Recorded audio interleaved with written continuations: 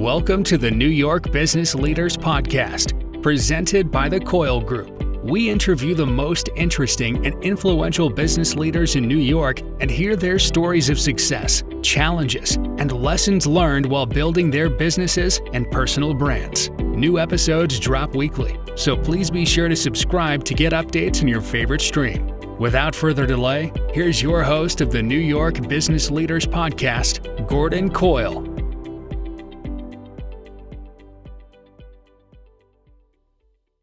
Welcome back to the New York Business Leaders Podcast. I'm Gordon Coyle. Today, I'm pleased to invite Lauren Reich from LBR PR to the show. Lauren is an award-winning publicist providing public relations and communication services to luxury and lifestyle brands, professional service firms, health and medical professionals, and business thought leaders. In our conversation, Lauren pulls the curtain back on the three legs of the media stool: paid, owned, and earned media, and how these elements work together to produce something called converged media. This is where the special sauce is for those looking to maximize their PR ROI. We also discuss the role of social media and thought leadership in a firm's marketing and communications plan. All good stuff for any firm looking to develop a positive public persona. Want to learn more? Listen to this discussion, then head over to Lauren's website, lbrpr.com, or drop her an email, lreich@lbrpr.com. Finally, do me a favor and give this podcast a thumbs up or a positive review, depending on the platform you may be watching or listening to this on. And if you have an interesting story that you'd like to tell on this podcast, drop me an email. My email address is gbcoyle@thecoylegroup.com, and let's chat. My contact info and Lauren's will appear in the show notes below. Thanks. Now on to the show. Hey everyone, welcome back to the New York Business Leaders Podcast. Today I've got Lauren Reich with me. Lauren is an expert in PR, and welcome, Lauren. Hi, happy to be here. Great to have you. Why don't you take a minute and tell us a little bit about you and your business? Absolutely. So LBR PR is a strategic communications agency, and we specialize in thought leadership. And what does that mean, right? That's kind of one of those words that sometimes people are going, okay, thought leadership, sure. So you're an expert, but how does that work? Our agency works with experts across many fields to leverage that expertise to be featured in the media, right?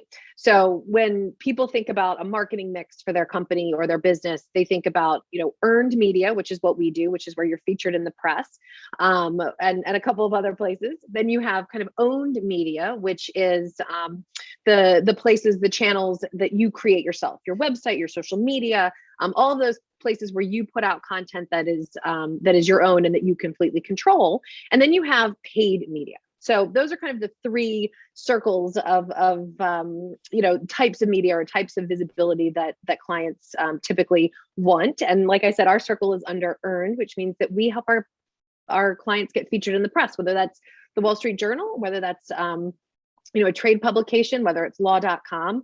We really work with them very closely to translate that expertise into information that's of service to the press, and then ultimately can get them in front of a wider audience for their business. Now, in a prior conversation we had, I said, clarify for me the difference between marketing and public relations. And I'm sure that that's a question mark in a lot of people's minds. So maybe you can clarify that for us again. Sure. So it really comes back to that difference between kind of earned media and either paid or owned. So earned means that you're paying an agency like mine to essentially go out and promote you to media outlets, to other organizations who then essentially, because they choose to feature you, you can't pay to be featured. That's advertising, right? And you are not creating that content necessarily wholesale and sending it out to your mailing list. That's that owned media piece. Earned media is really the piece where you need to be known as an expert or a reliable source or someone who can add value to a story. And so that's where kind of our expertise comes into the mix. So we would take you, Gordon, and we would find really newsworthy, great topics that you could speak to. We would pitch that out to, let's say, business press that your clients would be reading. And then, that would give you essentially a positive halo effect or brand awareness from being featured on Business Insider or being featured, in the New York Times talking about, your business and your expertise.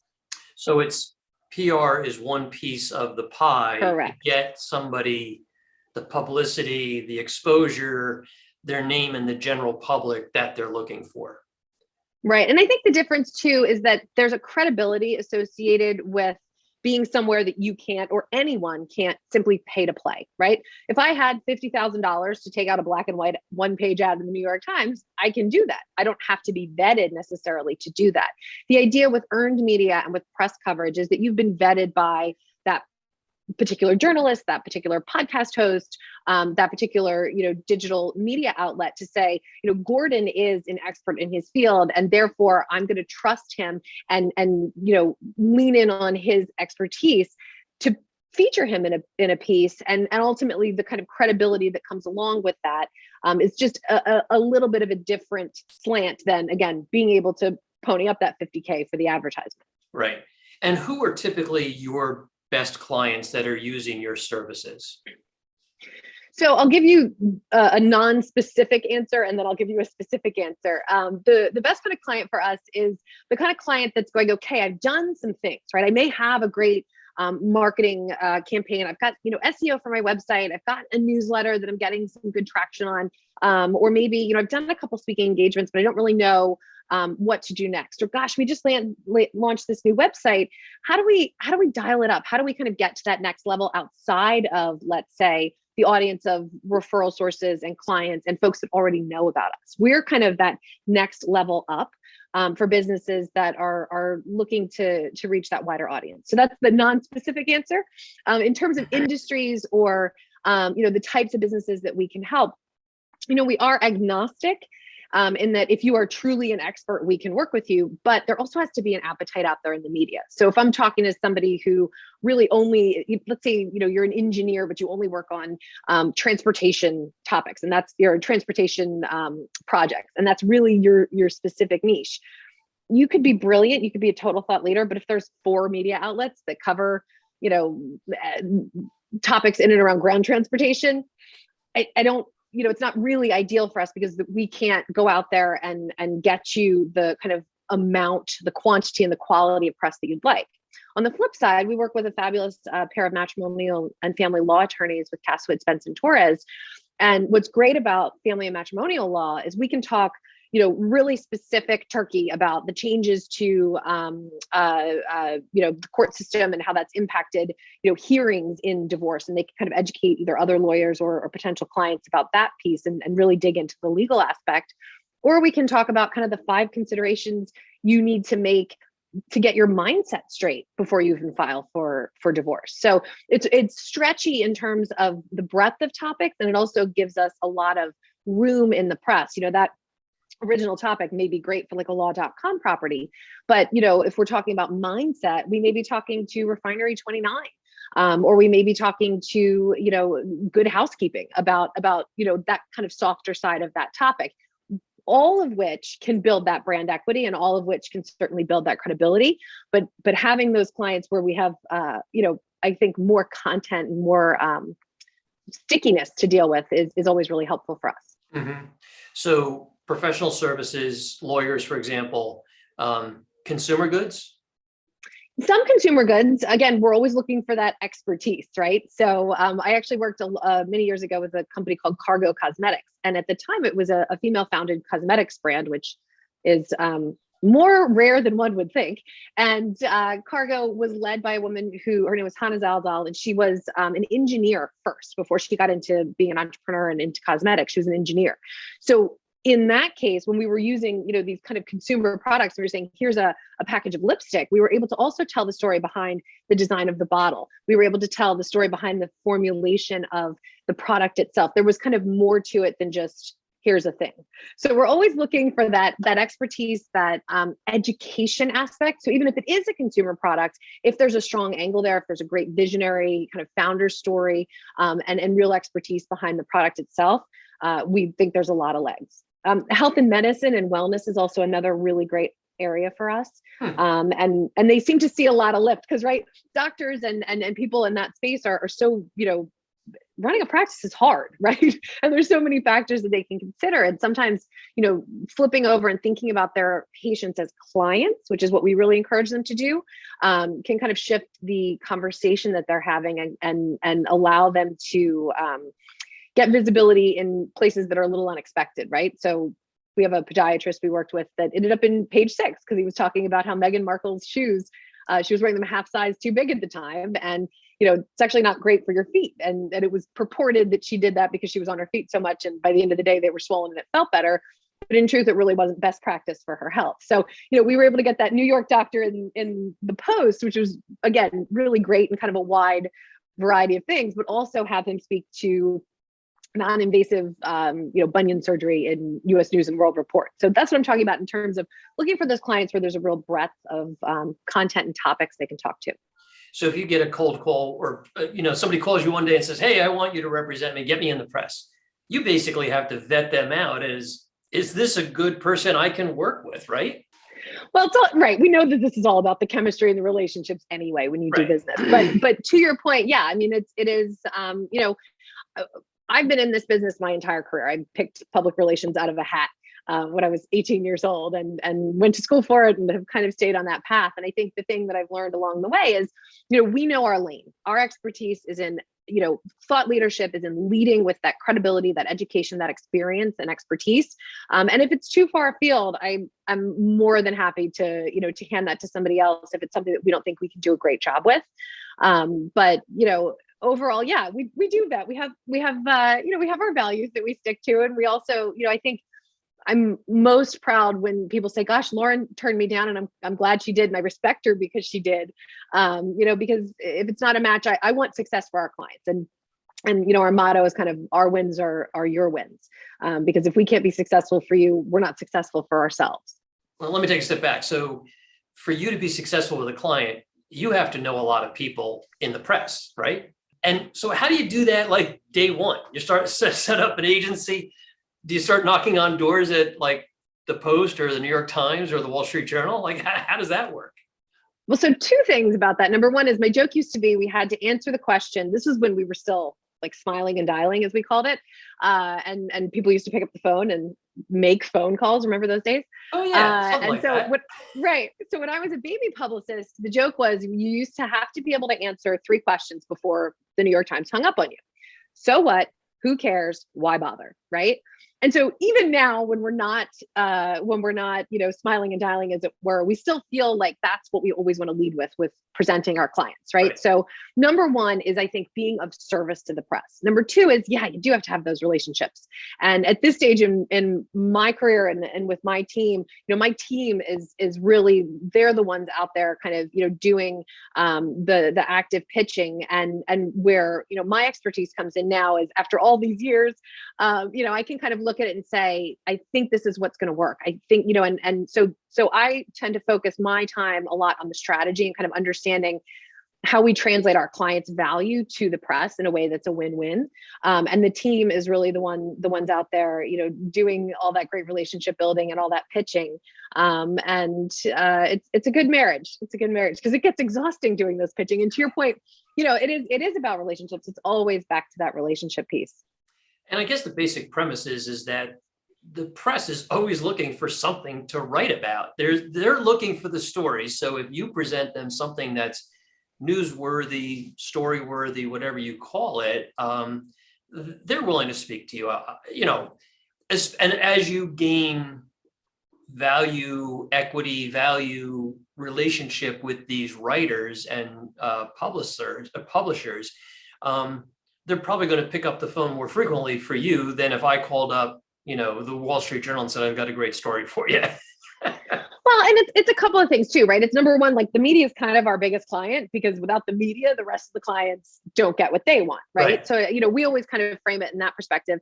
And, a lot of people, we don't do crisis communication. It's not my jam. It's never been something that I've enjoyed. We often have clients that have, again, their businesses have been around for maybe 10, 15, 20, sometimes, I mean, we've worked with organizations that have been 100 plus years old, right? We had a nonprofit that was 125 years old that we really had to find a way to insert them into the news now, today, and show how they were relevant. So, for our clients, typically they're not the breaking news themselves. It's more about, again, leveraging that thought leadership, that expertise, and making it part of the news story. For our divorce attorneys, anytime there's like when Bezos got divorced, we were like, yes, like we were like, this is so good, because that's really their opportunity to get out there, especially for broadcast news. That's a really hot topic, right?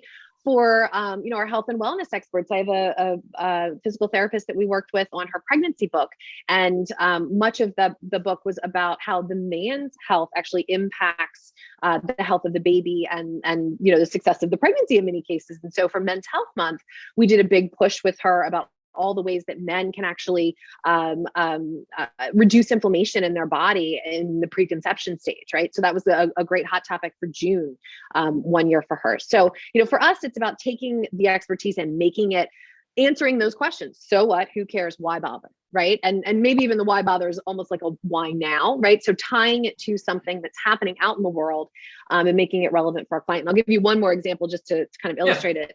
We work with Red Clover, which is an HR outsource company. And all this talk around the Great Resignation has been a huge opportunity for them to come in and speak to the media about essentially why culture is so crucial to retention, right? Because and because of all their work with so many kind of small and medium-sized businesses, they can really, give great examples of how it's worked and how it hasn't, and maybe how in a blind item, a client of theirs had really successfully, waded through the Great Resignation without losing people, and tie that directly back to some concrete examples of culture and practice, best practice that they put into place. And so that's a great, I think we did a story with Inc. magazine on that kind of topic. So and again, then that client gets to take the Inc. magazine piece. Sorry, I get excited about this. Then they get to take the Inc. magazine piece. They get to flow it through all their owned channels. So LinkedIn, Facebook, Instagram, wherever they in their business are, they put it on their website. They give it to their SEO guys with the backlink to put on the website. They make a blog entry out of it. And they might even put at the bottom of their signature, as seen in, or recently featured by Inc. magazine with the link. So that's where that credibility piece, and that visibility piece really starts to kind of ratchet up. And cumulatively with all of those other pieces of the marketing mix really can have an impact. And is that what you consider on your slide deck converged media? Correct. It's that. So these pieces I use a lot of together. Venn diagrams. Yes. For being not a math person, I'm always talking about Venn diagrams. Yeah, because it's about the sweet spot in the middle, right? The sweet spot in the middle is where we're always trying to get, whether it's that picture of converged media where you have owned, earned, and paid, and you want, to find your mix that ends up in the middle, or that ideal client mix where you are an expert. There is a media appetite out there for you. And we want to be in that sweet spot in the middle where you're also the third circle, if we're being totally abstract, would be then that the messages and the topics that you want to talk about and that the press is interested in also align. So that's really that sweet spot that we'll, identify if A, there's an opportunity for that for a particular client, and B, if we have the expertise and the chops to do it. Because again, I only want to, not that I won't take on a challenge, but we prefer to really take on things that we believe that we can be successful at for our clients. Right. And I would guess that this is not just a one-hit deal. Oh, I'm going to hire Lauren so I can get one placement. That really is not the whole objective here. This is a long-term engagement to get multiple placements that are all kind of congruent with your message, your objectives, what the final results should look like. Is that right? 100%. In fact, one of our company values is that we are momentum makers, right? And we're momentum makers because, and I'm not going to say it's easy because I don't think, publicity and PR has gotten harder and it's changed a lot, especially even in the last 5 years. But it's one thing to get a media placement here or there. And a lot of, our clients have said, oh, I've been successful in the past. I've gotten one or two things through Harrow or through, following a particular writer on Twitter or, whatever kind of opportunity that they've had. And for us, we come in and not only layer on that strategy piece, which is often missing when it's kind of catch as catch can, But we also create that long-term momentum, right? So it's not about just that one piece. It's about that one piece, making it work really hard for you and kind of giving it arms and legs, and then following it up with the next piece and the next piece and the next piece. Because I mean, I joke that I'm a long game girl, but I kind of am. I met my husband when I was very young, and we're still going. I started my business and unfortunately had clients who have been in the PR game with me for a really long time, 4, 5, 6 years. That's like a 10-year marriage in Hollywood. That's an insane amount of time in PR, but it's because we come at all the projects that we work on with a real kind of long game view, because our clients, they're not flashes in the pan either. And we want to be able to provide value to them on a long-term basis. Yeah. And I would imagine that, like, take the divorce attorneys, you're not going to find a placement for them tomorrow. You have to wait for the right story to come around, or the right opportunity that's going to create a story. Nurture the right relationships. Right. Yeah. And I'm sure that's true just for about every client, that you can't it's not going to be a one-hit wonder sort of a thing. Well, it's funny. I joke that we get a lot of clients because people get FOMO, right? They're like, why is this bozo down the block, this competitor of mine, why are they getting so much attention? Why have they been here, and everywhere? They're driving me nuts, And I said, because they've invested time, money, resources, and they have a team working on it. It doesn't happen without, that momentum build. Yeah. I have that same sort of FOMO thing because, I do a good amount of video, and I look at some of my competitors. I'm like, how did they get 400 views? And I remember the phrase, comparison is the thief of joy. That's a good one. I might put that up on my wall. That's good. I mean, it's very true. Like, you can't compare yourself. You don't know what goes behind a lot of other people's success or failures. It's just, there's a big story behind everything. And I think, to your point, benchmarking is such an important part of that, right? Because you're not starting from the same place as anyone else, and they're not starting from the same place as you. And so oftentimes, if our clients have never done any kind of really proactive thought leadership, PR, earned media before, we have to really work with them to decide not only what are we going to measure, right? Because you can measure PR a number of different ways. It's not a one-to-one in the way that I think so many marketing metrics allow. Right. PR is more the rising tide that lifts all boats, and it's about brand awareness. But I will say that, there are metrics within our campaigns that we agree to and align with our clients on, and decide, okay, this is what we're measuring for you, because everybody is different. And so whereas one client, we may be looking at those backlinks and that web traffic, because let's say they have a point of purchase on their website that's really important, and that may be one metric. For other clients, it may be that they're looking to reach a really specific targeted audience. And so, a trade article, let's say in a manufacturing trade, publication, even though it's only reaching, let's say 50,000 or 60,000 people in terms of, circulation or visitors per month, if that's their like bullseye target of those 50 or 60,000 people, then it's worth more to them than a New York Times piece that may be reaching a whole, several million eyeballs, but they're not the right eyeballs. So that's part of how we determine with our clients, what does success look like? And that's why we also have to really get in under the hood for their business to understand not where the bodies are buried. I mean, I need to know that, but like, it's not, that's not the number one concern for any of our clients. That's the good part of the business. You can deal with that. But for us, it's about what are the pain points and what are the opportunities, and what are the stories that you, because you're the business owner, are too in the weeds to see needs to be or should be or could be told to a larger audience to your benefit. Mm-hmm. Interesting. And I would imagine that when, you said there's no metrics that you can really attach to it, because, if anybody's doing, for example, Google pay-per-click, they know based on that profile or on your dashboard what those clicks are costing you and what your ROI is. So I think a lot of people go into marketing with the concept of like, okay, if I spend $10,000, I can expect to make this much in return. But that's a totally different equation when it comes to PR, because of its variety, duration. It's just not a direct, put an ad in front of somebody and they click, okay, I'm interested. It's a totally different thing. It is. And it's also about that surround sound effect, right? We talked about that converged media mix. Where is your audience of decision makers or clients or referral sources, and how are we hitting them, from multiple touch points. And one of my favorite stories that is kind of like the most direct ROI that I maybe have ever been able to share. We had a client in the construction business here in New Jersey, and she only operates within the state of New Jersey, and her clients are towns and municipalities and utility companies, right? She fills potholes for those clients. And we had gotten her a fabulous front page piece in the Asbury Park Press, right? Which again, to somebody who may not know Jersey or may not be concerned with the Jersey audience, they're going, who cares? What's the Asbury Park Press? Like, I know the Stone Pony, but who cares? So for her though, what that did is it got her dead center in front of the entire world that she had been trying to, be in front of.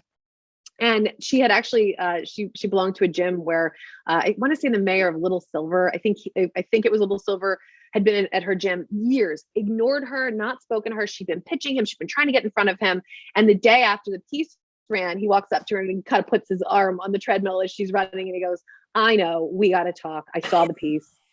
Give me a call. We'll set something up for next week. And lo and behold, she got, a multi-million-dollar contract out of it. Now, was that the main reason she got it? No, but it was the tipping point. It was the tipping point. And so when you have that surround sound effect, things like a great front and center press piece can be that tipping point. You go to somebody's website, you're checking them out, you're doing that due diligence before you have a meeting, and you look and see, okay, they've been featured all these, in all these publications that I respect that are, that are speaking to me and my audience. I walk in thinking, okay, maybe they're a BFD. Maybe this is somebody I should really consider as a heavy hitter. Mm-hmm, mm-hmm. Interesting. So we've spent a lot of time on PR because I'm sure that, I don't know exactly how it works. I'm really interested in the prior conversations we've had and this one as well. And I'm hoping that the viewers and listeners are learning something, because there's probably like this big black hole around PR that they just don't understand. So you've really clarified that. So I want to move on to LinkedIn. You have some LinkedIn strategy. I don't know if tell us about what you're doing around LinkedIn for your clients. Sure. So basically, my take on LinkedIn is that it's a living, breathing Rolodex, right? And somebody asked me the other day, I said that to somebody and they go, what's a Rolodex? And I said, oh my God, I'm not that old, for crying out loud, right? I thought, sheesh. And I said, remember the spinny thing on the desk where you used to put the cards and but LinkedIn is really what it is. It's a living, breathing Rolodex. It is a place where instead of cloning yourself 100 times, you can actually put a post up in a professional manner and reach, 60% of your audience if you're doing it right. Okay. So we look at LinkedIn under the same umbrella that we look at really every other strategy or platform that we work with our clients on, which is thought leadership. So how can senior level managers or senior partners at law firms or entrepreneurs or their senior leadership team level up their LinkedIn in a way that takes advantage of this platform and showcases their thought leadership? Again, we're back to, the advertisements will tell you how great a company is. The press will show you how valuable a company or a expert or information they have to share is, right? So on LinkedIn, we look at it in the same way. We want to show that expertise. We want to demonstrate it instead of saying, hi, we're so wonderful, hire us, because that's spammy. And we all know those companies and individuals that's all they hit you with, right? Is look how great I am. And it's saying, okay, fine, I don't care anymore. It's like you kind of tune it out. So for LinkedIn, we'll work with either senior leaders or their teams and kind of train them on best practices. But again, under that auspice, people, I love it. They go, well, how do I use it for sales? How do I use Sales Navigator? I'm like, I don't know. I don't use it. It's not my, that's not my area. But if you want to use it to be more visible within your network and cultivate, relationships on the platform that you can then ideally take offline or onto another platform, like a webinar or a Zoom or a call, that's what we will sit down and do. And part of it is that spit shining of the profile itself, right? Whether it's the company page or the individual executive profiles. And then the other piece is, okay, so now you're kind of ready for prime time with your profile. What do you do to be really active? How often do you have to post? What does it look like? What's a content ratio that feels manageable for you and appropriate for you and your business and your industry, right? Financial folks have to be so careful because of all the regulations. So where can you find a little creativity in that? And where can you set yourself up for success to frankly use some tips and tricks to not make it such a lift, because everybody goes, oh, what are we going to post on LinkedIn? And we try to offer folks that we work with on this a little bit of a game plan and a real strategy to make that easier.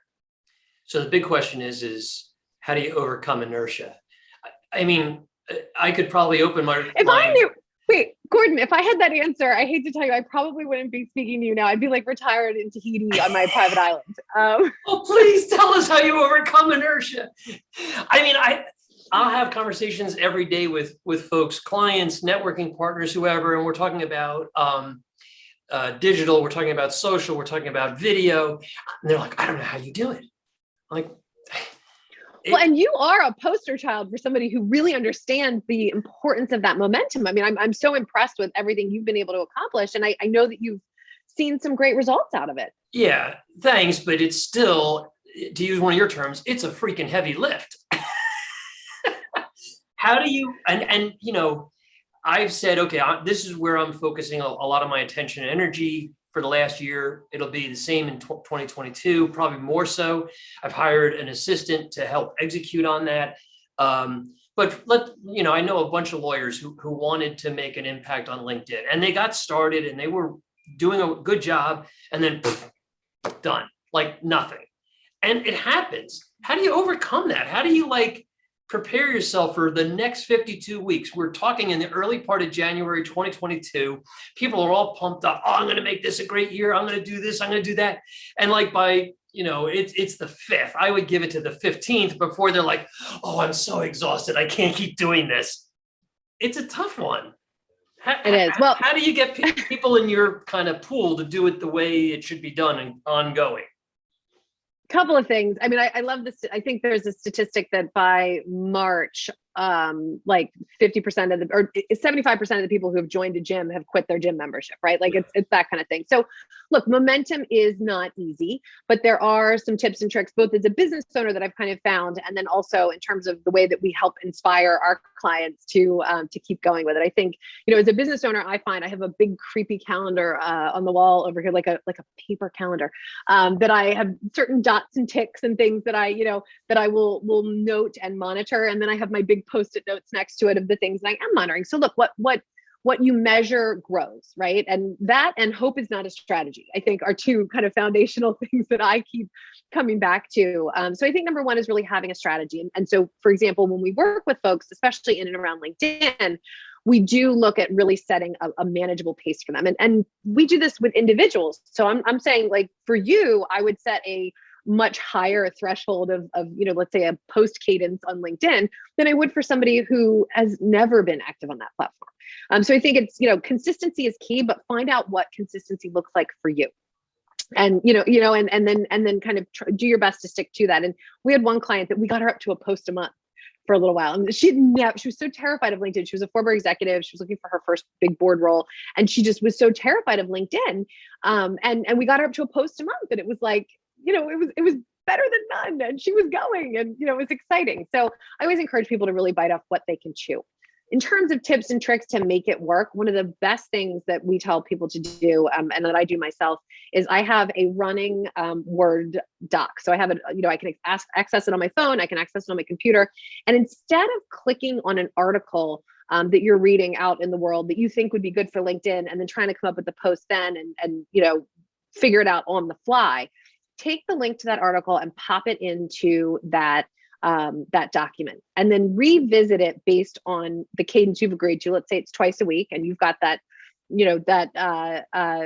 reminder on your calendar, Tuesday, Thursday morning, right? You're going to make that post, and because we've come up with a kind of content ratio that, let's say 70% of your LinkedIn stuff is going to be just curated from around the web with a point of view on it. So I could pull a piece from, the Times. I love this one piece I keep coming back to about how all social media, it was something touting the benefits of an impactful and strategic newsletter, and saying that you can throw all this money into social media you want, but if you have a really tight newsletter and a really clean list, you're going to get more action from that. It was kind of everything old is new again. And I repost that kind of, I think once a year usually, with, a reminder to people that if you're really clear on who you want to reach, this is a tool that shouldn't be forgotten. Right. And so I'll, post something like that. But if I know 70% of my stuff's just going to be curated news from around the web, and I've got this running document with all these links in it, then on Tuesday morning, when I wake up and I know I've got to do my LinkedIn post, I'm not hunting and pecking and searching and trying to find stuff. I already have 10 or 15 things that are just stashed there. Because look, we're all reading and absorbing content on a regular basis out in the world, in our industries and beyond, right? I mean, I've gotten myself a quarantine paper. So ever since we were officially in quarantine, I have like the New York Times delivered in hard copy, which feels so old school. I sit and I have my coffee and I page it and I rip things out like a little old lady, and I bring them up to my office and I find them online then, and then I, put them into my document and I post them. So you mean old school like this? You're a man after my own heart. So this is the whole thing. So you're reading this content all the time, and I'm sure you see things that you think, God, you know what, this client of mine or this prospect I'm stalking would probably really be interested in this. Flag it, tag it, stick it in a pile on your desk, or put it into that document so that you don't start from scratch every time. And that seems to be something that really helps people, because I know that fear of, you sit down, you said you were going to do it, and now you're looking at the screen and you're like, I don't know where to even begin. And then you spend 2 hours looking for an article that you're not really happy with, and then you can't put the copy together and it's been wasted. So that's my biggest kind of hack, just make it easier. Is just find a way to flow content that you find interesting into one spot so you can revisit it at the cadence that you've kind of agreed or promised yourself to do. Yeah, so I just wrote down two kind of bullet points around that. The first is goals. You have to set a specific goal. How frequently do you want to post on social? Then maybe after that is, is it thought leadership? Is it specific to a target market? Is it a specific issue that I'm really passionate about or whatever? And then the other thing is semi-organizing yourself around it. Because like you said, too often, I think people wait until it's time, it comes up in their daily calendar. Oh, it's time to write that post. And they're like, oh crap, what am I going to write about? And they're like, yeah. And they'll put it off, pause.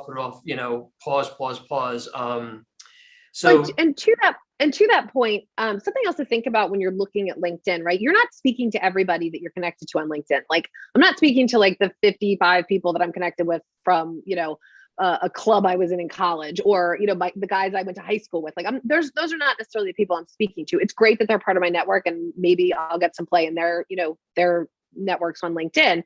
But I'm speaking to a really specific group of people. I'm speaking to those visionary entrepreneurs that I want as clients. I'm speaking to that senior leadership at those professional service organizations, or I'm speaking to my referral partners. And so let's say that whole number is 250 of my 1,000 contacts. That's who I'm speaking to. And I did a LinkedIn training for a sales team at Milestone Systems, which is a security technology and camera company, huge international company.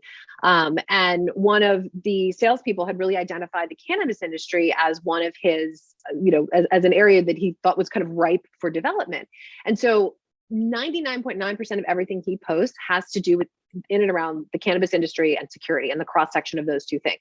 And so, that's, I would wager to say, this many of the people that, this small of a slice of the overall people he's connected to. But now I and everybody else in his network know that anytime I've got a cannabis connection or an introduction in that world, like, he is top of mind constantly because of that. Yeah. So, don't think about it in terms of like the vast array of people in your network. Think about it, who are those priority audiences, and how are you, back to being of service, how are you being of service to them with the information you're sharing, and how are you showing through a strong point of view, or hey, this is a great article, if you don't have time to read it, here's the 2 key takeaways. How are you showing us your expertise from that? So who are you speaking to? Staying organized and having goals, I think, are probably the 3 legs of that stool to overcome the inertia that often makes us just kind of fail at the whole system. Right. Yeah. Right. Yeah. As an interesting side note, I somehow picked up on using a platform called Notion. And and it's very flexible. It's like, it's not like Outlook. It's not like a CRM. It's just an organizational tool on steroids. And what it's helped me do is kind of organize my content from idea to script writing to editing to finalization to filming, and then I share it with my assistant who can go in and kind of move the blocks around. And I got that done towards the end of last year. And it was like, I felt like, what a relief. It was like, oh my God, now all my stuff, I can see it visually. It doesn't like, it's all not jammed up on a Word document or on a Excel spreadsheet. So that's yeah, those any kind of project management tool that connects to you like is really, I think, valuable. And I, like you, we've started using Red Booth. It's kind of like a Trello, but even in that, like, we can look at the full year campaign for our clients and really have just that full picture. And for content development, that's a it's a big hurdle for a lot of people. So I hadn't actually thought about using it necessarily in that way for myself. So thank you for that. Yeah. And I think what's also important, just from my own experience on LinkedIn, I've done a fair amount of content around cyber insurance, cyber threats, ransomware, and I know that I'll get referrals from other trusted advisors. And a client says, I don't know what to do about cyber insurance. And this advisor or lawyer, accountant, you got to talk to my friend Gordon. That business owner already has an insurance broker, and they're not going there. They're shifting, they're pivoting to the expert that's kind of embedded themselves in the minds of, hundreds of other people, which I just think is awesome. And I think that story holds true for anybody's business. 100%. And again, back to it being kind of a living, breathing Rolodex. The idea with your Rolodex is you still want to be top of mind, right? The idea with the reason that we are pitching the press on behalf of our clients on a consistent, proactive basis is because we want our clients to be top of mind, right? Because when those opportunities happen and you as the referral partner or as the potential client, like, you have that need, you go, I got a guy, I got a gal, I have that person. And LinkedIn, for people who are in business development, whether you're the entrepreneur, you're kind of just needing to make rain for your portion of the business, that's exactly what you need to be doing. And that's why I think there's a sweet spot to me of kind of how much time and energy you want to put into, and everybody's is different, how much time and energy you want to put into these activities, especially LinkedIn. And that's why I say set something reasonable. If you are posting 3 to 4 times a week, the algorithm, at least in its last iteration that I was digging into last year, that's going to put you in front of about 60% of your total network on a regular basis. So, if you post more than once on LinkedIn, they will actually ding you and you will appear less frequently in that newsfeed.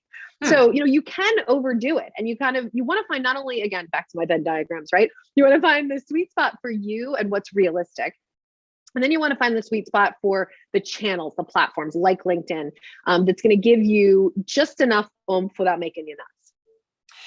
And the other kind of idea that I could add to that mix is that if you've got good content, whether it's a post, a video, whatever it is, don't be afraid to use it more than once. A video you can embed, to link out to YouTube, and you can use it again in 3 or 4 weeks as natively posted on LinkedIn. And to your community, they're not going to remember that this was the same video that you posted 3 weeks ago, because your community may not have been on LinkedIn the day it did appear. It didn't get dispersed to your entire network.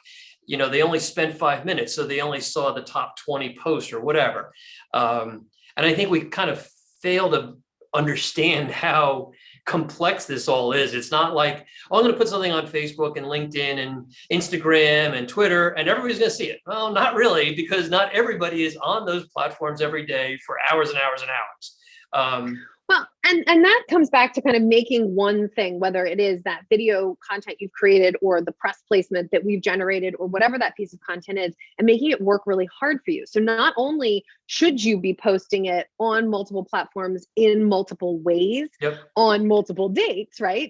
Don't do it 3 days in a row, and don't do it the same exact copy on every single platform, because that's spammy, right? Think about how you would want to receive the information, right? And Gordon, if you and I are connected on 2 or 3 platforms and I see you posting the same same like cut and paste kind of thing. I'm gonna kind of go like almost nose blind to it, right? Like they talk about, to smells, I'm not gonna see it. I'm not gonna receive it in the same way. But or you may have a negative, you may have a negative feel about it. Like, what's this character doing? Come on, I told him not to do that.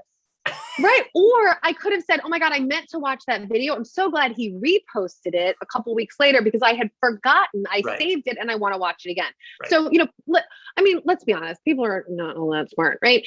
And so like, I think sometimes we need to just spoon feed a little bit and make sure that it's, people are also time starved and attention starved. So I think to your point, let's take the great content that any of us are creating through a press placement, through video, through a post, an infographic, whatever it is.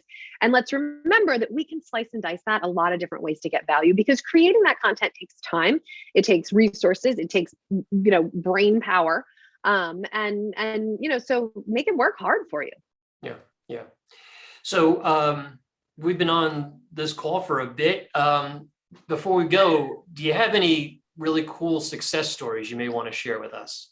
Oh my goodness. I think one of my favorites really is the construction gal at the gym, and the guy, kind of just saying, all right, I know it's time. I love that story. I think, for us with our clients, it's so satisfying when they say to us, essentially that we've shortened their sales cycle, right? So they say, oh, well, I had this great meeting today. In fact, when they came in, they had seen my Forbes column, they had read the article, that we were featured in the Times, and, we had already connected on LinkedIn, and they saw kind of my, whole profile there, and were asking me questions about it, before we even got out of the gates. And so when our clients can feel like, what is it? Know, like, trust, right? When our clients can feel as a result of our work that they are known, liked, and trusted before they're even having to do the, like the whole sales thing. I think that's where we know that our work is providing value. So it happens in lots of different ways, but that's really what we consider a success. Great. So if somebody was interested in learning more about either working more after this, I just gave away everything. Exactly. I'm going to sell this podcast. The 10 things you always wanted to know about PR, but were afraid to ask. There you go. If somebody wanted to learn more and they wanted to, how do I work with you? What's the best way to go about doing that? Shoot me an email. That's probably the easiest and fastest, because we're all connected to these 24/7. So it's Reich, Reich at lbrpr.com. And again, I'm one of those people that I'm more than happy to have exploratory conversations, educational conversations. I want more people, especially in the professional service world, to understand how what we do can really impact and lift their businesses. So if you're not sure, or my favorite is, I walked into a new business meeting and this guy goes, I hate PR people. I said, gosh, me too. I said, let's talk about it. Tell me why you hate PR people. So to me, I always want to lead with education. I always want to kind of be of service. And that's really, where all of our work comes from. So I'm happy to always have a conversation about it.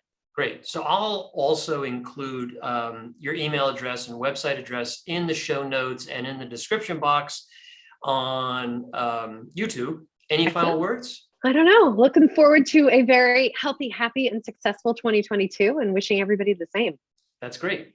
So thanks, Lauren, for joining the show today. I'm Gordon Coyle, host of the New York Business Leaders Podcast. If you have an interesting story, obviously not as interesting as Lauren's, who could spend, I don't know how long this took, 45 minutes, but you want to tell your story in this fashion, give me a call, drop me an email. My contact info will also be in the show notes. And let's chat. All right. Thanks again, Lauren. Great to have you. Thanks. Take care. That's it for this week's episode of the New York Business Leaders Podcast. Be sure to subscribe so you don't miss next week's episode. In the meantime, find more interviews and resources at nybusinessleaders.com.